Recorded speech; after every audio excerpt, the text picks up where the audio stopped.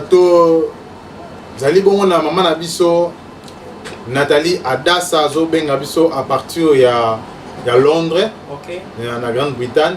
On sait que dans la région de Konangai tout c'est le Kolongo. OK. On va balancer les biso il mange na écran ils ont pandi na biso. OK. Pour tous à la visibilité moko ya bien na maman na biso Adassa. OK, merci. Merci beaucoup. Bon, merci beaucoup, merci. Maman na biso Nathalie Adassa toyambi on a plateau na biso na émission La bienveillance de l'Éternel. Bonjour maman na biso Adassa.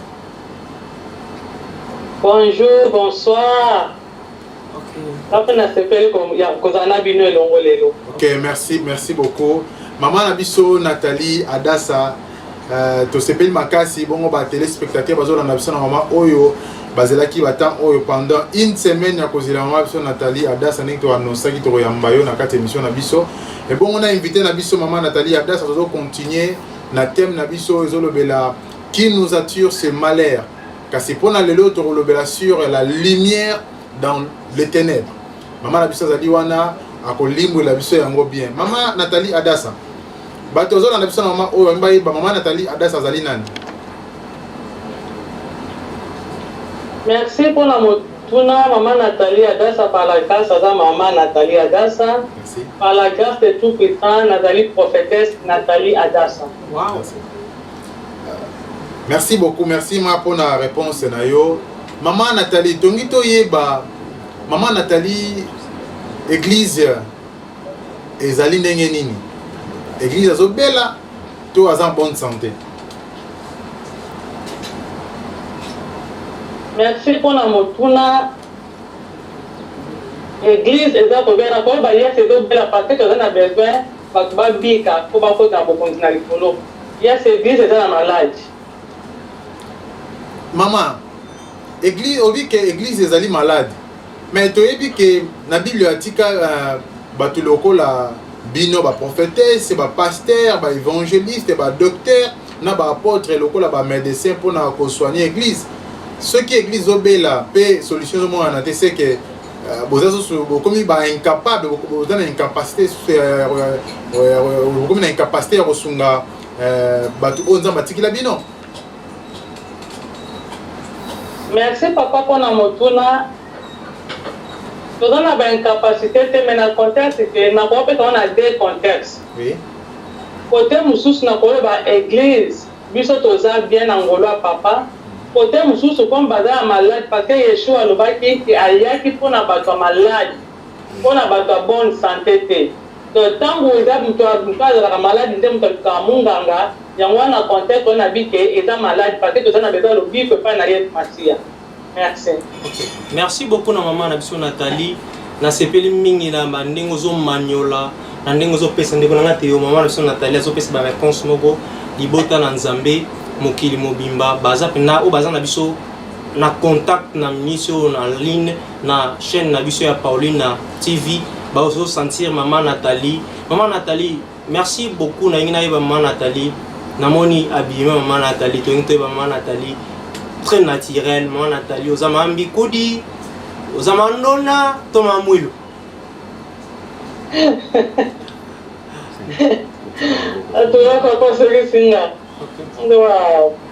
Merci pour la motuna, maman Nathalie, elle m'a ambi kodi, elle m'a mandona, elle a messager en coloès Massia. Merci. Sœur Nanga, Espérance, maman na Ketia, maman na Souraya, maman na Alice en Allemagne, na banzo kinde, maman Nathalie, à Limboli, à Lobi, Azali, messager, ya mokeli na biso, ya tata Nzambe, ya asala likolo na se. Maman Nathalie, oui, au Limboli, bana molobi, ozali messager, prophétesse, o Nzambe, atinde akabino, bolo bela biso makambo, yambo, mabe ya namboka. Je me pose la question. Tant le coronavirus est venu frapper le monde. Le monde est en guerre. Guerre mondiale, guerre spirituelle. Est-ce que maman Nathalie, au monaki yangote tant maladie yaki? Merci papa pour la motuna. Ce que la que la monaki c'est na robuka lokuta. Par la grâce de tout puissant, Nzambata la ngolo la kisa kangango. En 2013, j'avais 2012-2013, à la Kisakanga, na Monaka, que na église bapesi mutu moko bapesi mutu force na kati église mutu atasambelaka te bapesi force na église na kati ya kichwa bavandisaki na bokonzi ya église mutu wana nde ayaki aya komema balwa oyo esalaki ke ekomaki ntina mpo bapesa bato bavaccin. Alors moi j'étais là en train d'empêcher les gens que bazwa bavaccin te mais mutu ayokaka nga te wana ezalaki na vision après na lamuka. Mais par la grâce de tout, je n'ai pas émission, mais je sais quelqu'un, homme de Dieu, pour nous soutenir dans le bon délai. Nathalie, merci de la réponse. Mais Nathalie, Bolimbi, c'est un terme pour employer, pour nous bien aux égoïstes, aux amouteurs, Nathalie, tandis que nous avons ce terme. Nathalie, nous avons fait un message pour nous pour la nation. Il y a une différence entre dans pays, dans la nation, et ça pour la mokili mobimba. Le coronavirus est bête à mokili mobimba, monde entier. Mais toi, tu avais reçu le message. Nzambe a appelé ça au message. Mais ma Nathalie au bon bien. Ndeto le karato, penza sango na ba réseaux sociaux. Pourquoi pas télémater le na réseaux sociaux?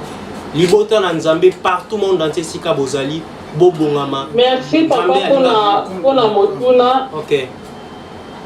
Merci papa pour la motuna. C'est vrai na kende ki na ba réseaux sociaux te penza ko leka ko lobande senge to lobaka.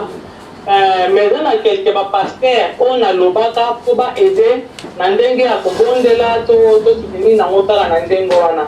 Ça un peu ça que na ko ba kan na ta mo mais to soutenir na ndela la prière quoi. OK, ma Nathalie, question na ngeza boy.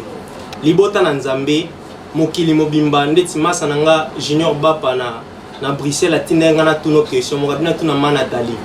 Ma Nathalie tu dis que na Jonas na chapitre 1 le verset 7 place Jonas azo bazo beta histoire à Jonas qui nous attire ces malheurs. Jonas a reconnu que na barque que yem tazala qui porte malheur. Il y a barque où bande kodinda. Et bon on attend où le coronavirus est venu. Nani azali porte malheur, to nani amemeli biso bok maladie épidémie au namboka. Eza kanda ya Nzambe to eza ba pasteur botamboli bien te to eza masumu na biso ya monde sali Nzambe a frappé nation. Merci. Merci. Merci papa pour la moto, c'est que c'est là. OK. Merci pour la moto. Au moins toujours et l'autre yaka dès que bina mokana na Jonas 1 Jonas boso akimaki donc il a pas ba état de désobéissance donc c'est là que Jonas akima mongongo na Nzambe Jonas akimaki mongongo na Nzambe na nkolo abengaki ye akimi akeko kota na bato o ezalaki ya bato mokile akeko kota esika o ezalaki ya yeke akei kokota yango salaki ke eme makanda na Nzambe dans la tango oya biso na kokiko lo apeke da Jonas da parce que peuple de Dieu toza mosika na nkolo toza kobeyi nkolo te yango wana kanda na Nzambe pe ekoki eye na pona ko frapper peuple ne ko ekipate biso tozonga na chemin. Maman Nathalie tant ozoloba ke peuple de Dieu baza mosika bazo to sasusu ba Nzambe te mais tozomona ke non l'église est belée, ça la délivrance, bazo bon la mitema, mais tant que bazo tout ça le banza, mais bazo le banza était na façon ni. Merci papa pour la motuna na koki ko le bail que pour ça la délivrance, pour ça la miracle, pour ça que ça yango teke yango de la teke tota tokota lola la preuve venait na kopesa ta l'histoire mukie il y a 10 vierges bango bazalaki na baminda na bapetron na baminda na bango mais la parole nous dit seulement 5 bakotaki 5 mosusu bakotaki te donc eza ndenge moko kozala kosaka miracle yango te moto olakisi tokota lola papa. Maman Nathalie Adassa kaka bino boteyi biso kete basini oyo tokoye basini oyo tokoye ba ko accompagner bato oyo ba tambola na Christ ezali moko basini bako bengana ba demo bako bikisa ba malade tozomona ngo ba pasteur be ozo bengana ba demo ba malade ozo bika sengi ba tambola na Yesu ba ndimiana be ozo tambola na Yesu Vous commentez ce que vous avez noté, ils ont été qui écoutent ça mutulo là. Ceux qui habitent que non, tant que toi ça bloque on a besoin de contact dans Zambie. Mutulo a contact dans Zambie. On est pas côté là.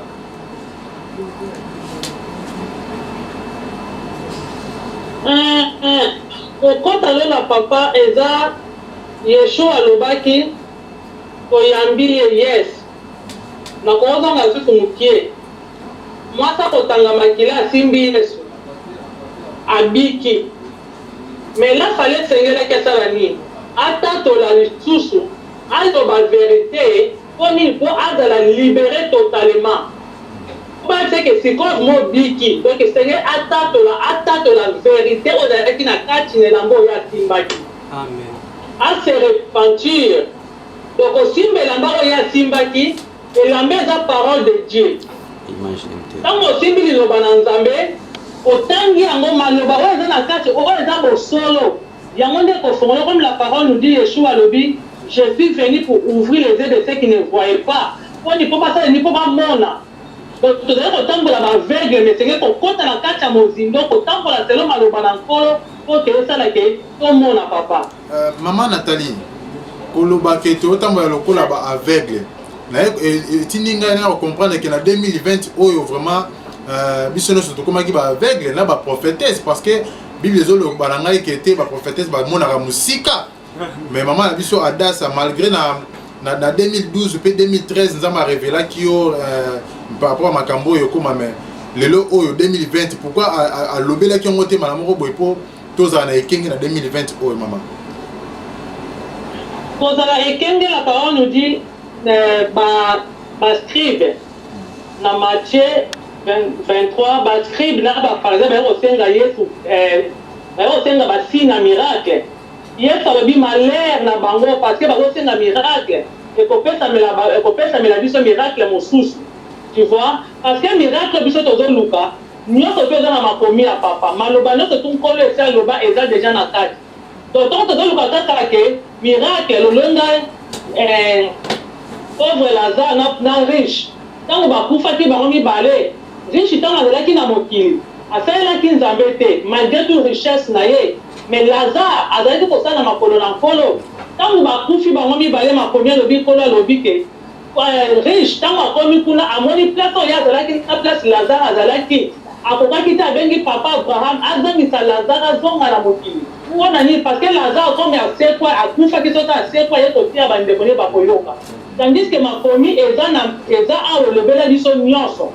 Ma commune dit que mon peuple périt, manque de connaissance, parce que tu as la connaissance, et on te dit que tu as ignorant, tu as la on te dit ma commune en Zambie, c'est papa.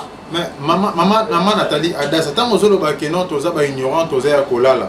Mais au moins on a bien prophète, prophétesse, puis tu as kolala. Pour attendre tout le monde est sous au monde, on a les sous bien sur comme il va aveugle tonine.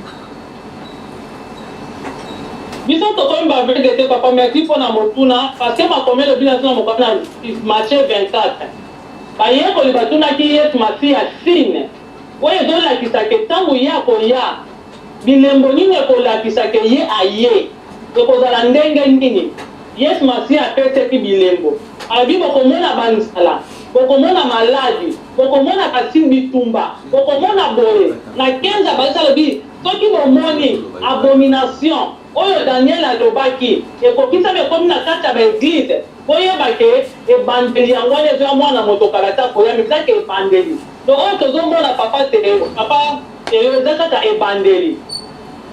Maman Nathalie, excusez ndeko na ngai tout simple ntango ozoloba ke bible elobi ntango bokomona abomination oyo Daniel alobaki na bible ebandi kokisama na kati ya église nde bokomona ke wana ezali ebandeli ya makambo yango mpona tokoma na temps ya suka mais est ce que tokoki koyeba abomination nini vraiment oyo Daniel abandi kolobela kuna. Merci papa te mpona motuna soki otangi na se na Daniel 7 okomobanda ebandeli mais so otali kata na se balobi nani bakoprononce maloba oya nzambe bakobalola maloba na nkolo maloba oyo nkolo aloba yango bakobalola ngo bakoservir peuple de Dieu bakochange baloi bakochange bajour bakotia oyo eza bakoservir bana na nzambe mingi bakotima na kota bozambe bakokoma côté na bango mais kokona un temps seulement tolenge makopi elobi na biso. Merci. Mais maman Nathalie, tomoni vers les années 50 église de réveil et bimi parce que ba comprenaki que était batu bakomaki kobungisa bongo vérité église de réveil et bimi pona koya kopesa vérité. Siko lelo oyo tokomi na 2020 tozo remarquer que mwinda ya 2020 ekufi. Banani babomi mwinda wana église de réveil to ou bien banani babomi yango. Merci papa. Banani babomi makomi lobi na biso na mokanda na Apocalypse 13. Et le rabbi n'a vu son abandaka moi mouté na 3. La parole nous dit et j'ai vu l'un de ces têtes. Wana tête yanan. Ya muto adorer ça la bête ba église. Na tabi il baza ko adorer dragon. Pourquoi? Parce que ba pesa ki dragon bo konzi. Ba pesa dragon esika yende so komi ko baza ko adorer. Et tant baza ko adorer ba meli 20 o zala ki ya dragon. Ba boiti maloba lankolo ba boiti ba loi ba ordonnance ya encore ba boiti mi pe konkolo apesa ki ba komi ko tambola o ya mokili ba komi ko embrasser biloko ya mokili neti ba mi ba koma ko teza kaka ba prospérité neti ba zote o kaka mabala ba voyage ba komi ko luka o eza ya mokili mais ba bosa ko chercher to même le royaume des cieux et la justice ya monde koti si ba bomna to papa teo. OK, merci beaucoup na maman Nathalie Adassa. Na sepeli na yo na ndenge ozolimbo ozoteya peuple de Dieu libota na Nzambe mokili mobimba. Ndabi na mnotango nyonso bosunga biso émission oyo ekoma mosika epanzana sango na Nzambe ya Jésus Christ epanzana. Abonnez-vous dans notre chaîne Paulina Miguel TV. Ma Nathalie Yambo tokota na profondeur na baki notre thème otozolobela so thème na biso tozolobela la lumière dans l'obscurité. Lumière dans les ténèbres. Ma Nathalie nalingi na yeba bokoti le 8 mars na makambo ya Nzambe kimama mando na oto ebaka na kisasa kala bamambi kudi oto ebaka na kisasa kala baeba na asutele bokoma ba mama prophétesse. Je m'excuse son azo ko employer mot oyo bokoma ba mama prophétesse eloko koma ko sala biso pasi temple ya Nzambe komi suye comment bokoma ko yana ba le 8 mars na kati na église. Le 8 mars, bazo pamba ba pamphlet mama koteya bomona te bomona lumière boyena na kati ya boyena moli na kati na makambo ya Nzambe. Mama na te loko limbo la biso le 8 mars. Eza biblique ou bien biblique te mama? Merci papa pour na motuna na yo. Le 8 mars pour na kozala bref eza biblique te papa. Eza lokola Ève oya lukaka akokana na Adam aluka kia kino liambuma ya mwa mama bakoma koluka legal bakokana na papa ya mwa bakota le 8 mars.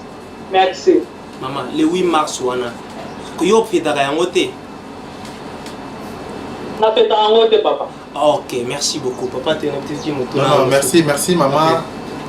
Maman tungi to na mwa eloko moko batu bazana ba télé spectacle na biso balanda biso nyonso ba tant ba yoka kitoko yamba maman na biso Nathalie Adassa bango ne so bakene ko sala ba recherche na bango ba yo tindelanga moko ya ba télé spectacle na biso azali bongo na mboka kunene ndeko na biso Elfine Timba alobi tunelanga question oyo asali recherche aye ko comprendre que te kombo ya maman na biso Adassa ezali bongo surnom ya Esther. Abi Esther abundaki tango balengaki ba massacrer bandeko na ye abundaki makasi azalaki bongo reine na kati ya mboka peste asungaki libota na ye bongo siko pona maman Nathalie Adassa. Est-ce que okotelema te lokola Esther pona ko arrêter massacre oyo ezolingi salema na maman oyo? Merci papa te pona motuna kotelema na biso ezali papa eza na nzela na ba prière. Et par la grâce du Tout-Puissant, il y a un salle à rappeler ba vidéo. On a yebisa peuple de Dieu que ba longwe sika bazali ba ya na bozambe to zonga na bosolo. Pour que to biso to bikisama.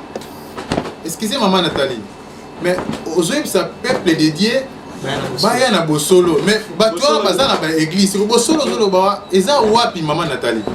Pas te eza wapi ne maman bosolo on se net je suis baptisé, je suis chrétien.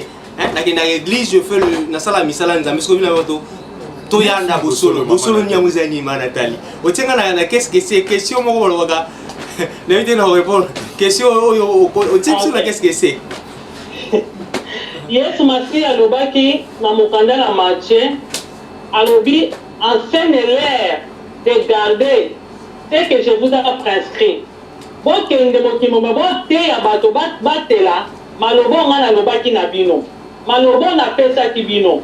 Soki totali na mokanda na Exode 20 pendant na 1 China 17 tozomona kuna nkolo alobaki na peuple Israël bazalaki na ngomba nkolo azoloba azopesa bango mibeko di commandement alobi mibeko napesi bino bolanda yango botyango na misala mposa bosani bobika na kati ya di commandement eza na 4e commandement oyo nkolo abetelaki nango sete alobi souviens-toi du jour du sabbat pour le sanctifier. Donc bobatela jour oyo ya samedi mpo ezala jour moko oyo ya bosembo po jour oyo nkolo alobaki esengeli nde biso tosanganaka na Exode alobi napesaki bino pardon na Ezekiel 20 banda na 11 ti na 12 alobi napesaki bino jour na ngai ya samedi jour wana oyo ezosala ke bozala yango jour wana oyo ezosala signe to elembo oyo ya ngai na bino oyo ezolakisa ke ngai nde naza nzambe na bino mais peuple na ye eboyi koyoka epesi nzambe mokongo tokomi kopréféré oyo ya bato toboyi ya nzambe papa tokomi kocelebre bafete oyo eza ya bato ke na place ya bafete ya nzambe soki nakimi lisusu lombango na ye na mokanda na Jean 15 dans Jean 15 si je me trompe pas dans Jean 15 nkolo alobi azoyebisa badisciple alobi vous aussi vous êtes mes témoins dans Jean 15 21 Oui, ok. Jean 15 21 abi vous aussi vous êtes mes disciples bogardez oyo ezali maloba na nkolo abi soki bolingaka nga bogarde bacommandement na nga Jean 14 15 pardon soki bolingaka nga bogarde mibeko na nga peuple de Dieu tambola na mibeko ya nkolo te na Matthieu 7 Yesu alobi na bascribe alobi bahypocrite bozotambola bozwi bacommandement bapesaki bino bobwaki tokomi kotambola selo bacommandement ya bato commandement ya bato tozotambola nango papa Théo yango tozomona oyo lelo ezosalema papa akomi kosalisa ke bato bobondela totelema togene tobondela epai na nzambe po nzambe alongola malheur oyo mais sans oublier ye moko nde mutu mokonzi oyo atelemi oyo bazobenge roi oyo bazobenge king oyo nde azwi makambo nyonso na maboko ye azolongola azochange baloi ya nzambe ye azochange maloba na nkolo sikoyo ntango ye alobi ke bogene botelema biso na baporte ya bandako bobanda kobondela botya maboko na likolo bobondela epai na nzambe kele nzambe oyo bino bozobondela. Maman Nathalie Adassa nka na rappelé na ba téléspectateurs na biso bozali bongo branché na canal na biso Paulina Miguel et TV bongo na émission na bino la bienveillance de l'Éternel thème na biso tozolobela lelo ezali bongo qui nous attire ce malheur na lelo tozosolola na maman na biso Nathalie Adassa à partir de Londres pour la kolobela sur la lumière dans les ténèbres. Alors maman Nathalie Adassa, dans 2 semaines passées, église catholique, église des réveils, protestants, islam, pena ba religion mususu, ba ote ko sangana na bon na culte écuménique pour na kolela pa nzambe, kolela pa nzambe pour alongola maladie oyo ya coronavirus. Pona yo olobini. Yesu alobi merci pour la motula. Yesu alobi est-ce que Satan akoki kobengana lisusu Satan parce que ce qui a resala ba miracle azobondela bazobenga etu bakombo nyonso Belzebub abi est-ce que demo ko bengana lisusu demo parce que so yazaki Belzebub azobengana milimo wana donc moi nde azota l'autre parce que oh papa zo sala et dans musala na ye papa nyo fana zota et dans aveuglement ban peuple de Dieu baza ignorant yo na bi baza ko lala pongi parce que papa azana nzambe oyo azobondela azobondela le seul Dieu oyo créé ko na sete donc tant bato bazolanda bazosala oyo yazoloba bazosala donc bazokota na parti ya na ba oyo yazosangana na bango. Ok, merci beaucoup maman Nabiso Nathalie. Maman Nathalie, bakangi ba église ba église ekangama. Mutu nyonso afai na ndako. Pasteur nyonso afai na ndako. Prophète tu peux prophétesse nyonso afai na ndako. Mondi nyonso afai na ndako maman Nabiso Nathalie. De respecter, to dire oui. Mais tu to yeba maman Nabiso Nathalie. Nani yango vraiment akangi église? Est-ce que ezali nzambe to ezali l'état? Ndakangi mais ozomona te na lire oyo soki ndenge bakangi église boye lobi tango balobaki bato basambela pe te tokotosa pe ou bien tokoboya yango po awa babito bakanga église bato so afai na ndako botongo lobi balobaki no te mutu moko asambela tokosuka wapi mama? Merci papa mpona motuna ndenge nauta koloba na so totali na mokanda na Apocalypse na 13 tozomona ke bapesaki ye pouvoir. Alors na pouvoir oyo bapesaki ye maladie oyo il a fallu système oyo salami il a fallu ça m'a déjà banda 2008 et ça le simba quitté pour dire que salami na maboko la bato ezalaki volonté ya bato na tango wana simba quitté na tango oyo comme ezalaki volonté bato nzamba permettre yango yango ekomi boye no eza bato nde babongisi pourquoi basali yango bazosala po baya koétablir oyo eza journée ya dimanche au moins de basala jour de ya jour de femme et donc international c'est madade et international.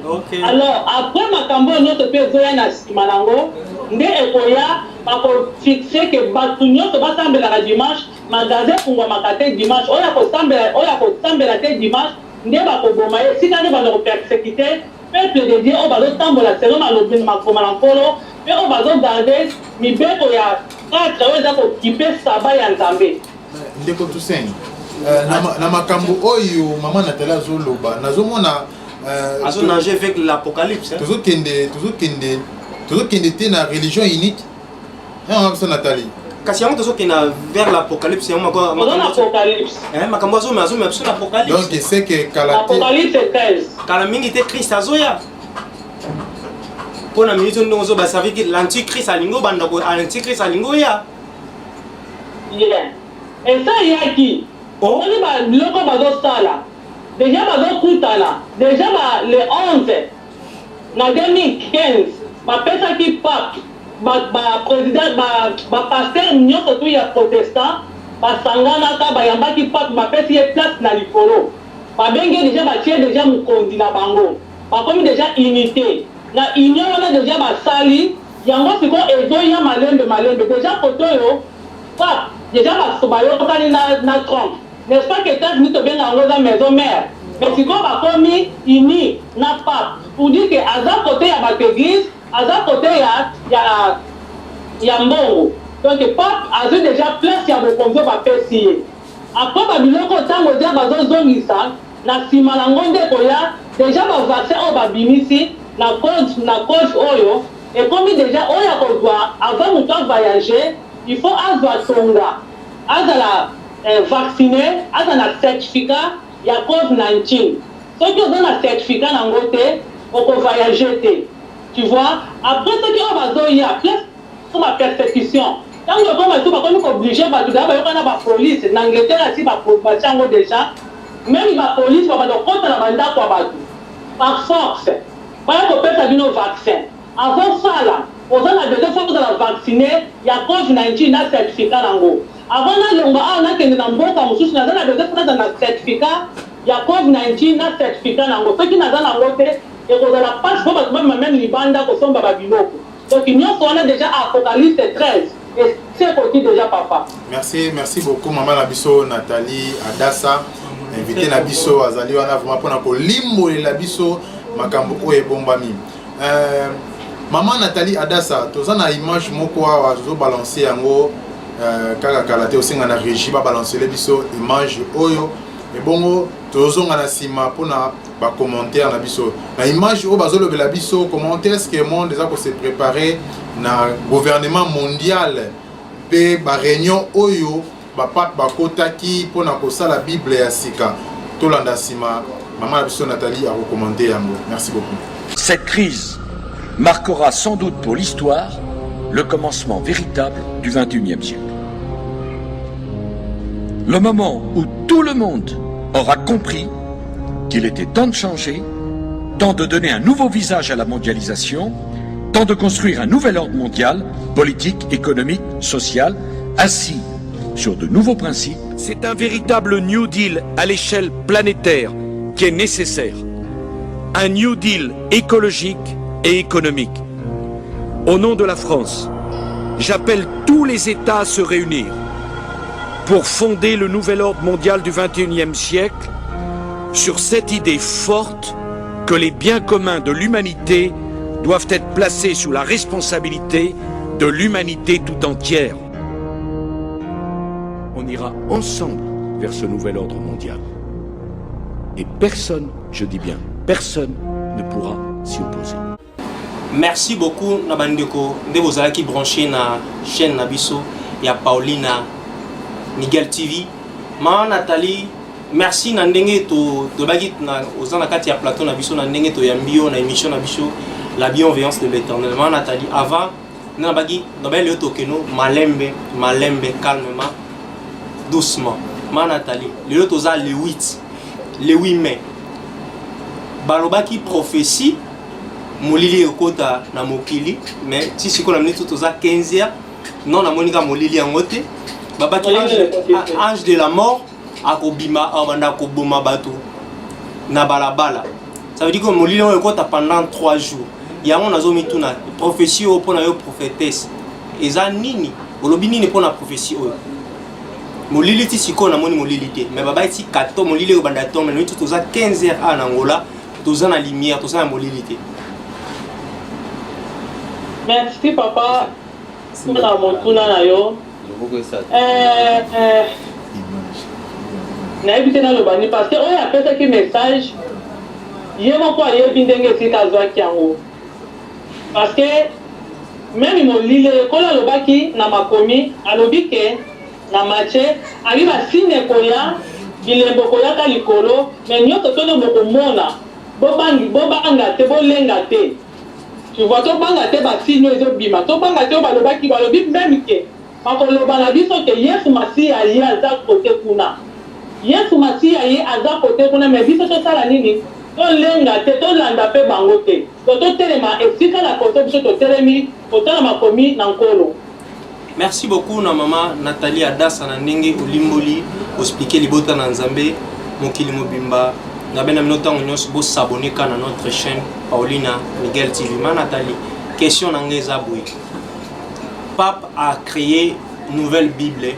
Alors Bible to salelaka et comme inspiré.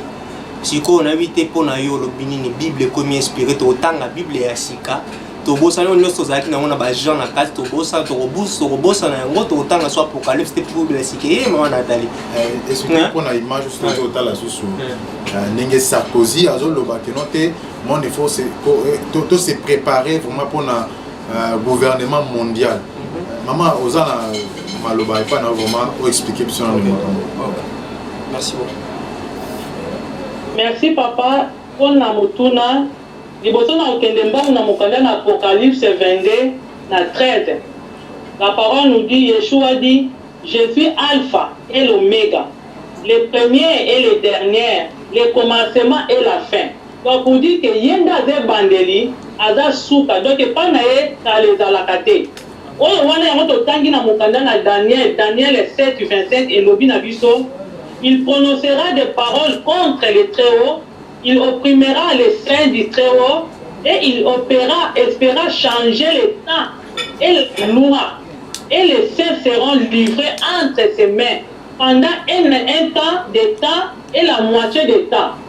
Donc, il n'y a pas pour changer ma Bible. Et ça, déjà, dans ma commis, papa. Ok, merci beaucoup. Parce que ce qui va changer, comme on a dimanche, et balongolaka bakimisa peuple de Dieu na dimanche bamema na sabbat bamema na dimanche.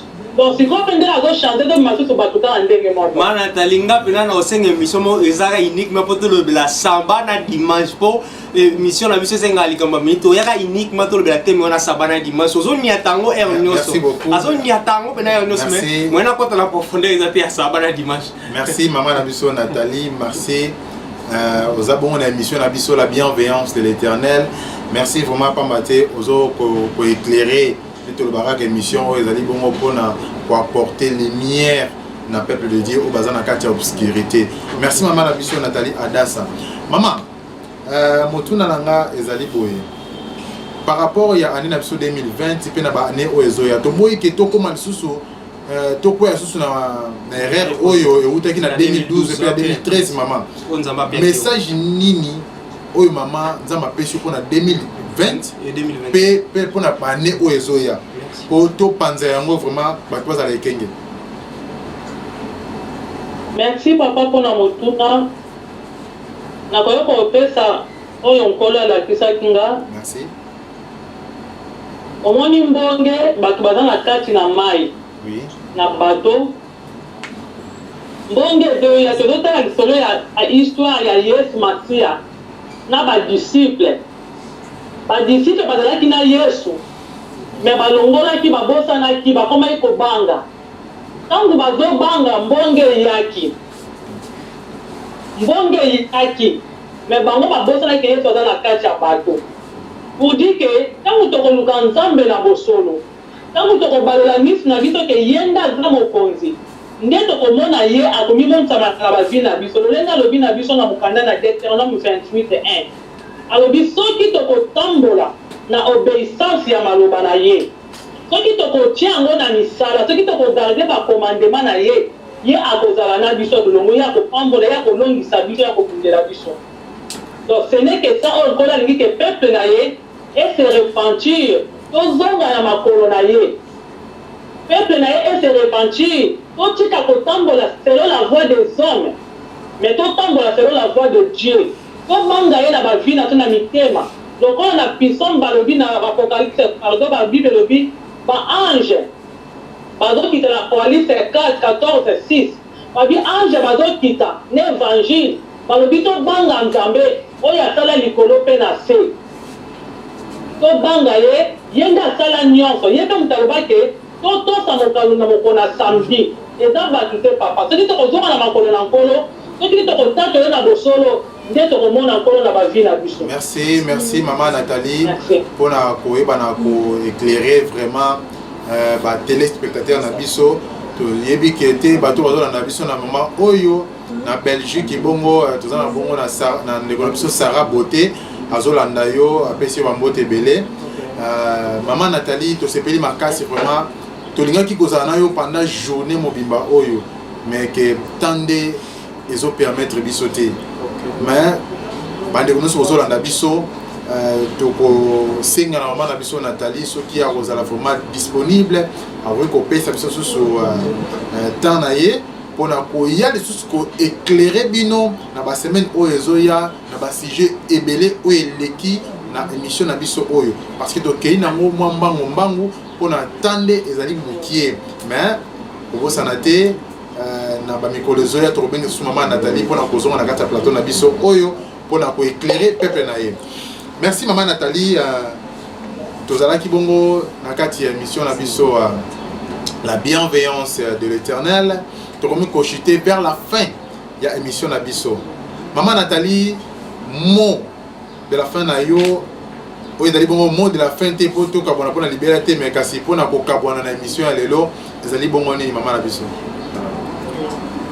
Merci papa na motuna nakoki kobandi kolokata lisolo ya basi zomi oyo elobi na biso na mokanda na Matthieu 25 ke bango nyonso mamiseka zomi bazalaki na baminda na bango ezalaki kopela bazalaki na bamafuta na bango nyonso to na nyonso bango bazalaki nango mais la parole nous dit que 5 lisusu bazalaki na bavase na kati ya bavase ezalaki na mafuta na bango oyo ya réserve oyo bazalaki kaka na baminda na mafuta na suka ntango mobali ya libala ayaki bakoya kokota te pourquoi parce que bazalaki na réserve te kokomisa bango ti na mobali ya libala nespa biso na ntango oyo toyebi Christ toyebi masi toyebi Saint Esprit toza wana me tozonga na makolo na papa bible elobi nkolo apesaka bapapa na biso mibeko apesa bango mibeko mpona nini mpo baensegne biso mpo totambola na yango totambola selo mibeko bango bapesaki soki tokotambola nango soki tokozonga nde tokozala sauve makomi elobi na na Deutéronome 9 soki tokozonga tokodetourne ni na droite ni na gauche na nyonso tu na bacommandement nkolo asalaki wana nde nkolo osala nini akozala na biso mpo na libela amen donc nkolo azala na biso bandeko katu tozolanda video oyo bana na nzambe tose repentir tozonga mpenza na kati na évangile na nkolo tozonga mpenza na kopanga nzambe to obéi bacommandement na ye mepene nzambe na biso achanzaka te soki totiki makambo nzambe abisambi biso na dimanche po totambola selo bato eza selo ya nzambe te mpo na muru ya nzambe mongongo ezoganga tokomi na ntango ya Ezekiel 13 Ezekiel 3 oyo nkolo alobi na biso tanke balobi na ye tanke baprofete baprofete toza koloba ntango tokoloba ozala oza mosali na nzambe ozala oza mondimi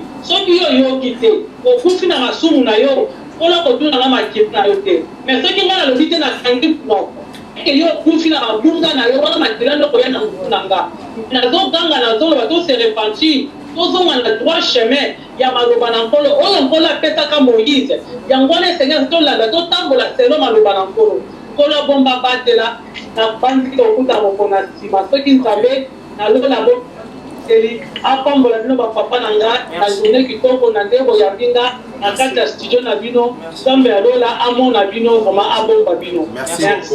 Merci maman Nathalie. Tosepeli makasi vraiment na kozala na yo na kati émission na biso la bienveillance de l'Éternel. Bongo so maman Nathalie ko kopesa contact na ye pona ba nyonso ozolanda yo bakoza na posa bayoka maman Nathalie olobi ndenge nini kati.